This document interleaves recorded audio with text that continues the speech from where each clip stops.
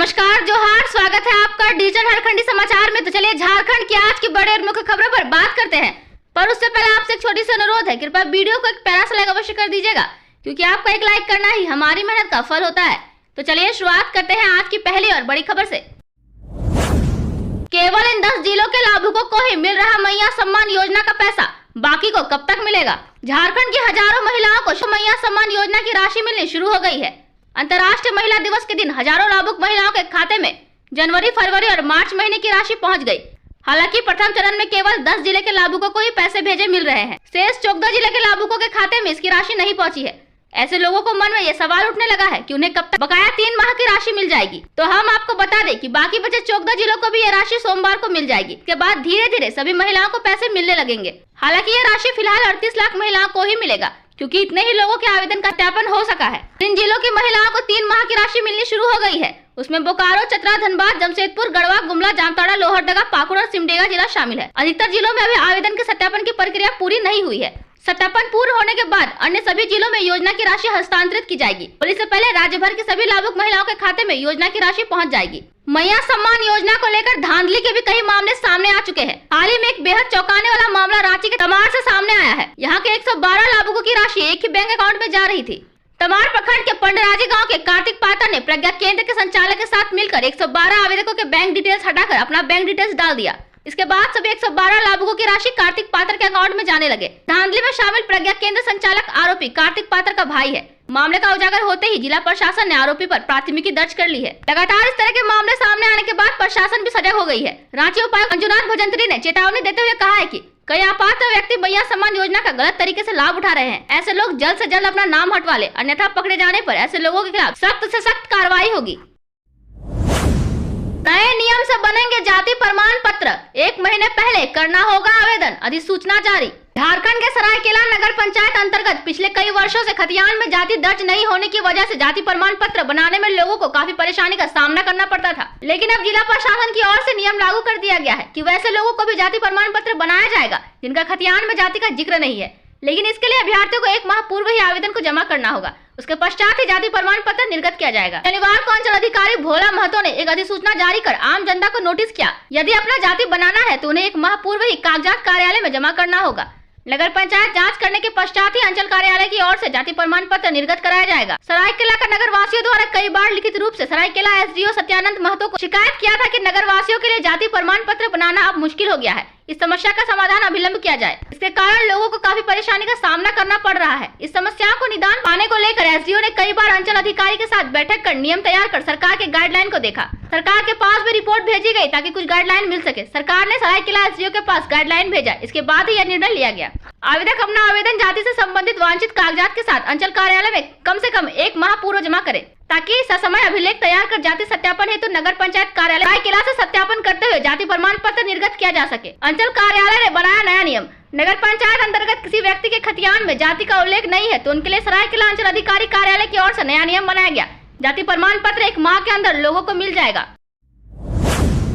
NTPC DGM हत्याकांड की होगी एसआईटी जांच, 6 संदिग्धों से की जा रही है पूछताछ। बड़कागांव एसडीपीओ की अगुवाई में बनी टीम। हजारीबाग में हुए एनटीपीसी डीजीएम हत्याकांड को लेकर शनिवार को हजारीबाग से लेकर रांची तक पुलिस प्रशासन में गहमागहमी बनी रही। उसके बाद हत्याकांड मामले को लेकर कटकमदाग थाना में प्राथमिकी दर्ज की गई। वहीं हत्याकांड में शामिल लोगों की गिरफ्तारी को लेकर छापेमारी तेज कर दी गई है। अब तक की जाँच में पता चला है कि डीजीएम को गोली मारकर अपराधी बाइक से पुंदरी जंगल की ओर भागे थे। इस सूचना के आधार पर पुलिस फतह, पुंदरी और आसपास के जंगल में छापेमारी अभियान चलाती रही। इधर हत्याकांड की जांच के लिए एसपी अरविंद कुमार सिंह ने एसआईटी गठित की है। एसआईटी का नेतृत्व बड़कागांव एसडीपीओ पवन कुमार कर रहे हैं। एसआईटी में कटकमदाग थाना प्रभारी, केरेडरी थाना प्रभारी, बड़कागांव थाना प्रभारी सहित तकनीकी शाखा के कई पुलिस अधिकारी शामिल हैं। वहीं एसआईटी गठन के साथ साथ ही हजारीबाग पुलिस ने विभिन्न ठिकानों से 6 लोगों को गिरफ्तार किया है। इनसे पूछताछ की जा रही है। हिरासत में लिए गए संदिग्धों के बारे में पुलिस उनके नाम और पता देने से भी बच रही है। एनटीपीसी और उसके आउटसोर्स कंपनी के वरीय पदाधिकारी को गोली मारकर हत्या करने की यह चौथी घटना है। हालांकि सीधे एनटीपीसी के इतने बड़े अधिकारी को गोली मारने की यह पहली घटना है, जबकि इसी कंपनी के आउटसोर्स कंपनी त्रिवेणी सैनी के जीएम एचआर और ऋतिक कंपनी के प्रोजेक्ट कोऑर्डिनेटर की गोली मारकर हत्या की जा चुकी है। झामुमो ने परिसीमन को लेकर भाजपा पर साधा निशाना, केंद्र सरकार को दी कड़ी चेतावनी। झामुमो ने देश में परिसीमन को लेकर तैयार किए जा रहे ड्राफ्ट पर सवाल उठाया है। पार्टी के केंद्र महासचिव सुप्रियो भट्टाचार्य ने कहा कि भाजपा अपनी सत्ता को ध्यान में रखकर परिसीमन करना चाहती है। इसका पार्टी हर स्तर पर विरोध करेगी। हरमो स्थित पार्टी के कैंप कार्यालय में पत्रकारों से बातचीत में सुप्रियो भट्टाचार्य ने कहा कि 2026 के बाद पूरे देश में परिसीमन होगा। इसके पहले 2 बार 1976 और 2008 में परिसीमन हुआ था। दोनों समय लोकसभा की कुल संख्या 543 ही रही, क्योंकि संविधान का आर्टिकल 81 स्पष्ट रूप से कहता है कि देश के सांसद में अधिकतम 530 सदस्य होंगे और केंद्र शासित राज्य 20 होगा, यानी लोकसभा में सदस्यों की संख्या 550 होगी। सुप्रियो भट्टाचार्य ने कहा कि अभी ड्राफ्ट को लेकर जो बात सामने आ रही है वो चौंकाने वाला है। इसके अनुसार अब लोकसभा में सदस्यों की संख्या बढ़कर 846 हो जाएगी। सुप्रियो भट्टाचार्य ने कहा कि 2008 में हुए परिसीमन से पहले झामुमो ने आंदोलन किया था। इसके बाद सरकार ने झारखंड और नॉर्थ ईस्ट से अलग रखा। झारखंड के प्रतिनिधित्व का प्रतिशत में आघात होने वाला था, लेकिन अब जो बात सामने आ रही है उसमें वर्ष 2001 की जनगणना के अनुसार देश के सभी राज्यों में परिसीमन किया जाएगा। बड़े पैमाने पर खनन के बावजूद झारखंड वासियों को नहीं मिल रहा बालू, बिहार से मंगाने को मजबूर। सामने आई बड़ी वजह, झारखंड में बालू की कोई कमी नहीं है। यहाँ सैकड़ों बालू घाटों से बालू का खनन किया जा रहा है। सैकड़ों बालू घाट चालू होने के बावजूद यहाँ के लोगों को बालू महंगा पड़ रहा है। इसका सबसे बड़ा कारण बालू ट्रांसपोर्ट है। झारखंड में छोटे वाहनों से बालू का कारोबार चलता है, जबकि बिहार से बड़े वाहनों से बालू लोड होकर आते हैं। यही कारण है कि बिहार का बालू सस्ता पड़ता है। हालांकि झारखंड में बड़े पैमाने पर बालू खनन के बावजूद बालू लोगों के लिए उपलब्ध नहीं है। झारखंड में लगभग 150 बालू घाटों खनन कार्य जारी है। इन घाटों से अलग अलग क्षेत्रों में बालू भेजा जा रहा है।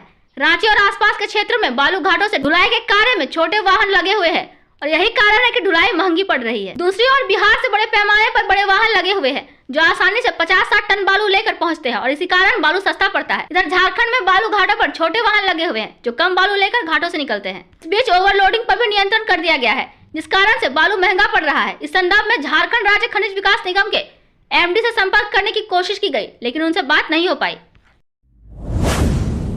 बोकारो में भी बर्ड फ्लू की दस्तक, मुर्गियों को मारने के आदेश, बिक्री पर भी लगी रोक। झारखंड के बोकारो के सेक्टर 12 स्थित राज के कुक्कुट प्रक्षेत्र में मुर्गियों में बर्ड फ्लू की पुष्टि हुई है। इसके बाद यहाँ सैकड़ों मुर्गियों को मार दिया गया। 1 किलोमीटर के दायरे में मौजूद सभी मुर्गियों और मुर्गियों को मारने का आदेश जारी किया गया है। साथ ही 10 किलोमीटर के दायरे में मुर्गियों और मुर्गियों सहित अंडों की बिक्री पर भी प्रतिबंध लगा दिया गया है। हालात पर निगरानी के लिए अलग अलग क्षेत्र में मजिस्ट्रेट की तैनाती की गई है। सहायक निदेशक डॉक्टर आलोक ने बताया कि 20 फरवरी से मुर्गियां अचानक मर रही थी। इसके बाद सैंपल रांची फिर कोलकाता भेजा गया और अंत में भोपाल में इसकी पुष्टि हुई। मुर्गी पालकों से अपील की गई है कि अगर उनके यहाँ अचानक मुर्गियों की मौत होती है तो वह तुरंत इसकी सूचना जिला एवं प्रखंड स्तरीय आरआर टीम एवं क्यूआर टीम को दे। रांची में इस बीमारी के कारण 5500 पक्षियों को मारे जाने के लगभग 1 महीने बाद बोकारो जिले में भी बर्ड फ्लू के प्रकोप की सूचना मिली है। अधिकारी ने रविवार को कहा कि एवियन इन्फ्लुएंजा के H5N1 स्ट्रेन के कारण होने वाले इस प्रकोप का आधिकारिक पुष्टि 7 मार्च को हुई थी। केंद्र ने झारखंड के मुख्य सचिव को एक पत्र जारी किया था। इस प्रकोप का पता बोकारो के सेक्टर 12 में एक सरकारी पोल्ट्री फार्म से लगाया गया था, जहां लगभग 250 पक्षी पहले ही मर चुके थे। केंद्रीय मत्स्य पालन, पशुपालन एवं डेयरी मंत्रालय द्वारा राज्य को बर्ड फ्लू के प्रसार को रोकने के लिए सभी उपाय करने को कहा है। बोकारो पशुपालन अधिकारी डॉक्टर मनोज मणि ने पीटीआई भाषा को बताया कि फार्म में बचे 46 पक्षियों को मार दिया गया और 506 अंडे तथा 17,017 किलोग्राम पोल्ट्री फार्म नष्ट कर दिया गया। 1,717 किलोग्राम पोल्ट्री फीड नष्ट कर दिया गया। पूरे फार्म को सैनिटाइज किया गया। उन्होंने बताया कि फार्म के 1 किलोमीटर के दायरे में आने वाले क्षेत्र को प्रभावित क्षेत्र घोषित कर दिया गया है और इस क्षेत्र में रहने वाले पक्षियों को मार दिया जाएगा। इसके अलावा 10 किलोमीटर के दायरे को निगरानी क्षेत्र के रूप में रखा गया है, जहां पोल्ट्री की बिक्री और खरीद पर प्रतिबंध लगा दिया गया है।